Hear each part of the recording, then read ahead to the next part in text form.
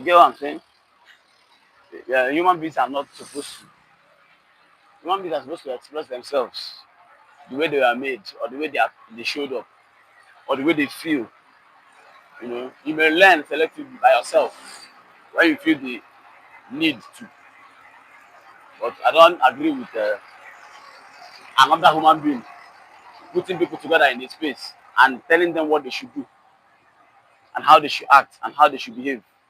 I don't agree with it. That is what a 9 to 5 seeks to do.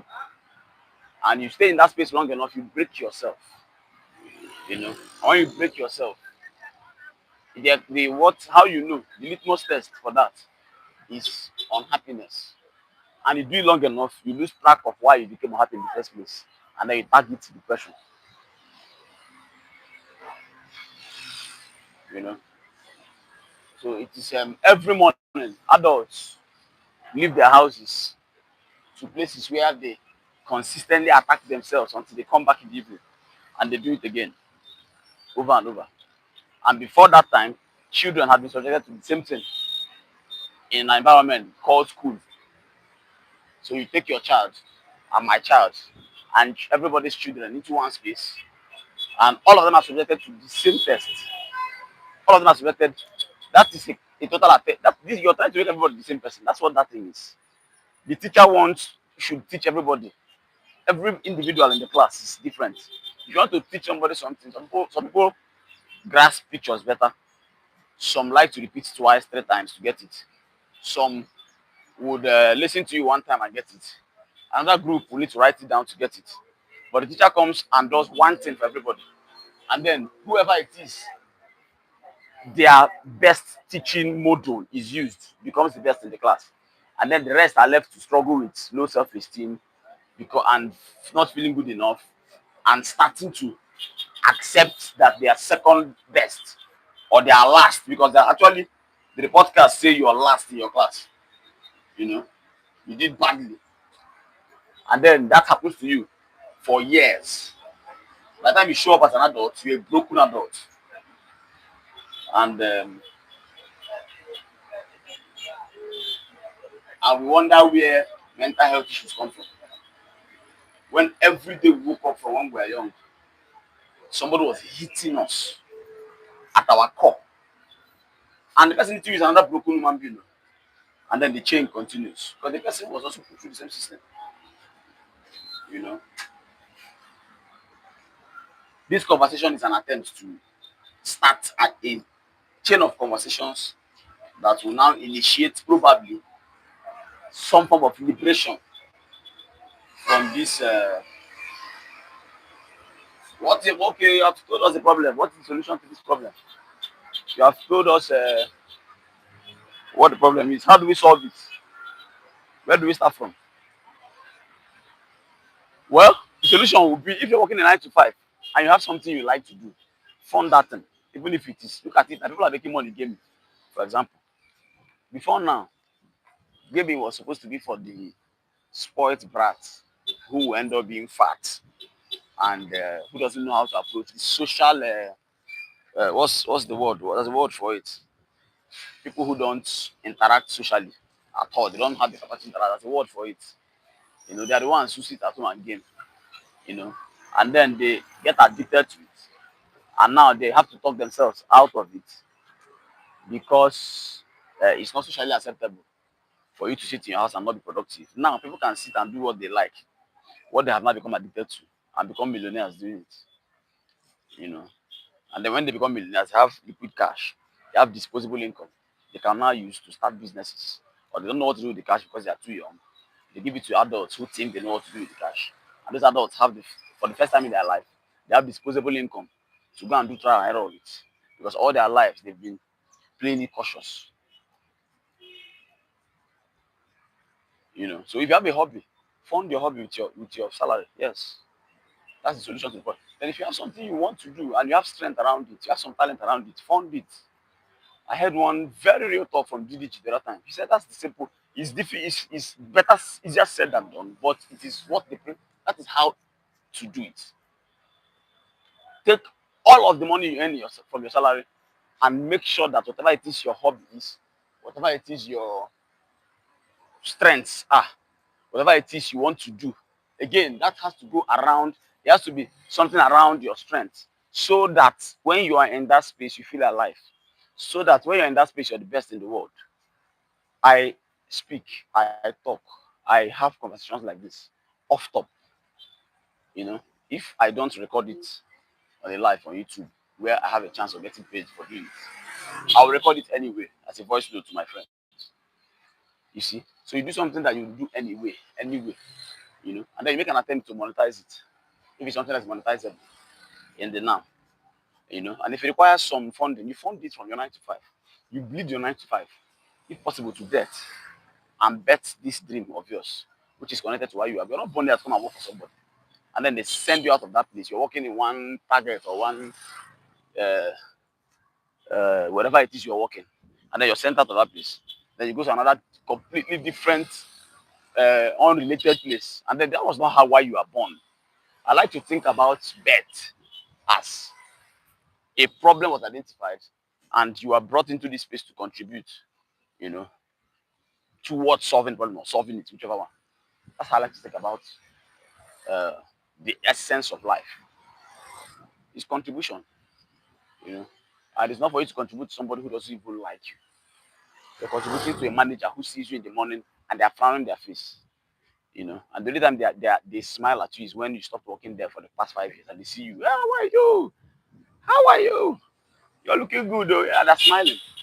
But while you are under them, while they see you, while they used to see you every morning, every time they see you, they put on that persona, you know, because they have to establish control and whatever it is they want to, they have over your head like a hammer, you know, like a sledgehammer. They have to put on to, you know, and then people are walking around in the office space, not liking each other. Why? Why? Let us even, that's even another thing. While you're at it, while you are working, we're trying to bleed the 9 to 5 to build our dreams. While you're in the office, your colleague, the person sitting next to you, the person you sit down with every day, forget them a gift. Take them out later in the evening. Do something to make that environment less toxic for everybody. You know, make the place freer than what it already is. You know, make it less toxic for yourself. You can even turn it into a creative environment to where you're having very productive conversations every time you come to work, and something can be better from that environment. Make it a fertile soil by making it tolerable emotionally, by making it a space where you express love. People come, you don't know you're bringing a gift. When you can, he brings a gift, you know, and everybody is having this lovely time, you know, and then you do it intentionally. You see your colleague, you smile at them, even though you saw them yesterday, just yesterday. You see them tomorrow, you smile at them again. You know, you teach yourself to do that, even though you don't feel like it because you're used to seeing them. You know, you keep doing that. You keep doing that. You know, and not smile at somebody only because you miss them, because you've not seen them for the past 5 years. Learn to me, and you don't know what the person may be going through. And there's no fake smile.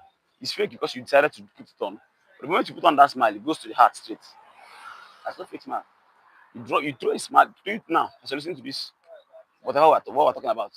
Try to do a fake smile. Then see what happens to your chest. You see, it went straight to your chest. That's how it works. There's no fake smile. So you teach yourself to smile at the people you see every day at work. And then tomorrow you go again, you see them, you smile at them again and greet them very well. Do it, do it. You start feeling sweet on your inside. You start feeling good on the inside. That's the part. You become sweet inside. And then you become a center of attraction because it looks like people draw life from you. That place is dry. The place is toxic. People are gossiping. Managers are you know, all kinds of things, query, pressure, clocking in, because, you know, all kinds of this. They're trying to discipline you, you know, and then you are that one, you know, beacon of light, and everybody is now drawn towards you, you know, because inside of you is sweet, because you've been, you know, that's what a smile is. A smile is like only the light bulb on, you know, and then you keep doing that.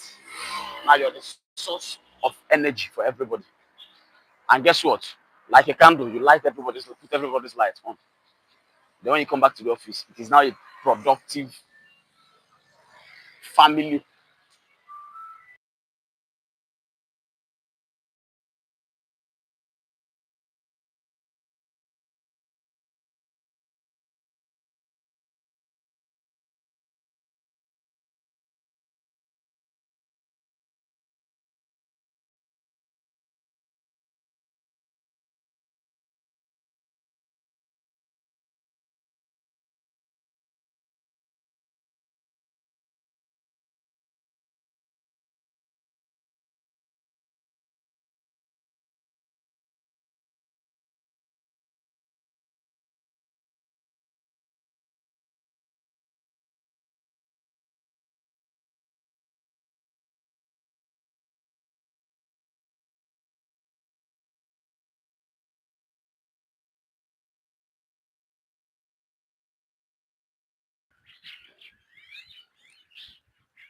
How to take this call? Are you following what I'm talking about? You know, let us detoxify the workplace. Let us make it um, a think tank. Let's make our workplace a think tank. A place where we come and we get ideas and we go and try. And we fail, I will come back and try to brainstorm. And yes, and try to bet something from that place. You're already doing robotic work there. And there's AI now. You don't want you're going to be thrown out soon now, whether you like it or not. But you're not doing all this we're talking about under pressure.